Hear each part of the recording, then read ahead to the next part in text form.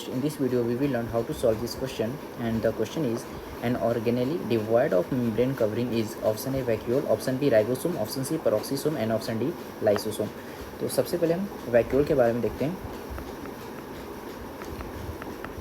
तो देखो वैक्यूल जो होता है सिंगल मेम्ब्रेन से कवर्ड होती है, सिंगल मेम्ब्रेन से कवर्ड होती है एंड उस मेम्ब्रेन को हम नाम देते हैं टोनोप्लास्ट, उसे हम टोनोप्लास्ट कहते हैं।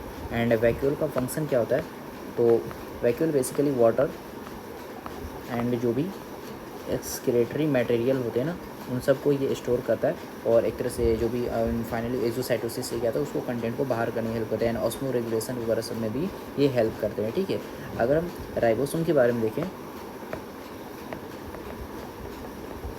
तो राइबोसोम किसी भी मेम्ब्रेन से कवर्ड नहीं होती, दैट इज ये मेम्ब्रेनलेस होती है।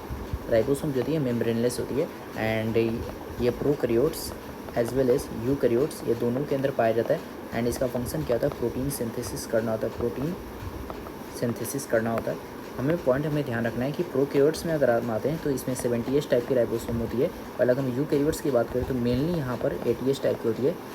फिर मेनली का मतलब क्या हुआ, इसका मतलब कि यहाँ पर यूकैरियोट में 70S टाइप की भी होती है, और वो कहाँ पाई जाती है, माइटोकॉन्ड्रिया में पाई जाती है। And when we talk about the plant तो फिर वहाँ पर प्लास्टिड में दैट इज क्लोरोप्लास्ट में भी ये देखने को मिलता है। ठीक है, एंड राइबोसोम का फंक्शन क्या होता है, प्रोटीन की सिंथेसिस करना होता है। यहाँ पर कोई भी मेम्ब्रेन नहीं होती है, दैट इज़ ये मेम्ब्रेन लेस स्ट्रक्चर होती है। ठीक है, एक और पॉइंट हमें मालूम होना चाहिए कि जो प्रोकैरियोटिक जो राइबोसोम होती है, जो प्रोकैरियोटिक राइबोसोम होती है इसकी साइज़ कितनी होती है, तो 20x15 नैनोमीटर होता है, 20x15 नैनोमीटर इसकी साइज होती है।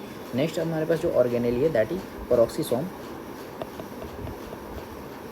देखो पेरोक्सीसोम के बारे में आता है कि ये भी सिंगल मेम्ब्रेन होता है उससे कवर्ड होती है, और ये plant as well as animals ये दोनों में पाए जाते हैं। ठीक है, पेरोक्सीसोम का फंक्शन क्या होता है बेसिकली, तो पेरोक्सीसोम जो होता है ना ये दो काम करते हैं। एक तो होता है फोटो रेस्पायरेशन, अगर प्लांट में है तो फोटो रेस्पायरेशन में हेल्प करती है, और साथ ही साथ ये बीटा ऑक्सीडेशन में भी हेल्प करती है। बीटा ऑक्सीडेशन मतलब होता है conversion of fatty acid in 2 carbon compound and that is acetyl coenzyme. ये एसिटाइल कोएंजाइम में 2 कार्बन कंपाउंड होता है, उसमें कन्वर्सन होना इसी कॉल है बीटा ऑक्सीडेशन। एक तरह से फैटी एसिड का ऑक्सीडेशन करती है एंड इस प्रोसेस में एनर्जी रिलीज होती है। Okay, and when we talk about the lysosome, तो लाइसोसोम भी जो होती है ना ये भी सिंगल मेम्ब्रेन से कवर्ड स्ट्रक्चर होती है, ये भी सिंगल मेम्ब्रेन से कवर्ड होती है लाइसोसोम।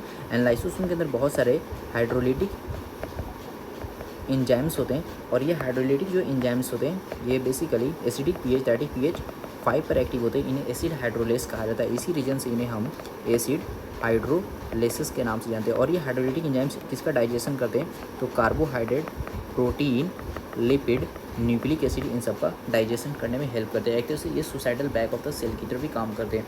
सो हमारा क्वेश्चन था that organelle that is devoid of any membrane, जो किसी मेम्ब्रेन से कवर्ड नहीं होती है। तो हम यहाँ पर देख सकते हैं कि हमारी वैक्यूल सिंगल मेम्ब्रेन से कवर्ड होती है, पेरोक्सीसोम सिंगल मेम्ब्रेन से कवर्ड होती है, लाइसोसोम भी सिंगल मेम्ब्रेन से कवर्ड होती है, but when we talk about the ribosome this is membraneless structure होती है।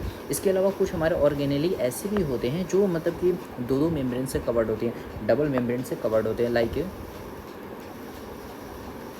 2 मेम्ब्रेन कवर्ड में आते हैं तो माइटोकॉन्ड्रिया हो जाता है, जैसे माइटोकॉन्ड्रिया लाइक प्लास्टिड।